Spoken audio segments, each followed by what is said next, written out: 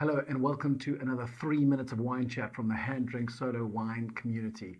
This time on de Krans's Tritonia Red Blend 2018. Now we've talked about Calitzdorp a couple of times over the last few months over how hot and dry it is and over how honestly it's about as dystopian as South African wine can get. Truth be told, that wasn't actually Calitzdorp. That was in fact some fan art based off of a Mad Max scene. But in some senses that completely fictional image is quite useful in explaining what sets Klein Karoo and Calitzdorp apart from the rest of the South African winelands. So, most of the South African winelands are classified as having a Mediterranean climate, which means winter rainfall and some ocean influences. But as you go further and further inland, and Calitzdorp is way inland, those ocean influences get far fewer and further between. And what we're left with is classified as a continental climate, which means that there's huge variation between the seasons. You have ridiculously hot summers and freezing cold winters. As we've said previously, the climate in Calitzdorp is very similar to the Douro Valley in Portugal.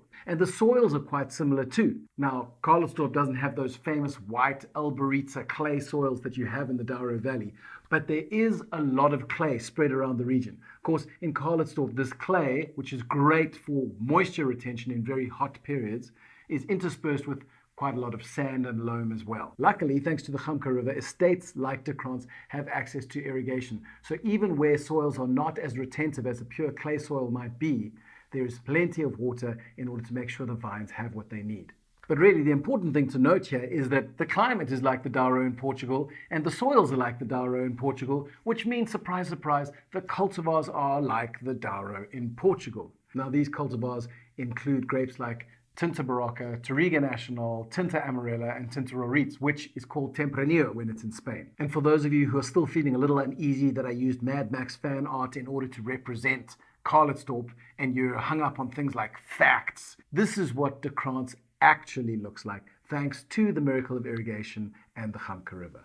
Now, Calitzdorp is a district within the Klein Karoo region, and it's a solid 4.5-hour drive from Cape Town, which is partially why you don't get waves and waves of Insta snaps from city folks who have just popped out to Calitzdorp for a little bit of wine tasting. Klein Karoo as an overarching region produces a very small percentage of our South African wine output, but it has the distinction of producing some of our finest brandies and ports. Of course, what excites me most is the ever increasingly excellent standard of still wines using Portuguese cultivars. Okay, so once you've cracked this guy, don't be afraid to leave a review, ask any questions you might have, or perhaps you have some recommendations of some outstanding Klein Karoo wines that you've discovered that I can share with the community. If you're watching this on YouTube, don't forget to like or subscribe and leave any comments you may have in the comments section. And finally, if you're looking for some more in-depth wine content, you can head on over to the video section on the HanDrinksSolo website, where there are videos on everything from winemaking to viticulture to what we do at the HanDrinksSolo Wine Club to why Chris Hemsworth is Nebbiolo and Liam is Barbera.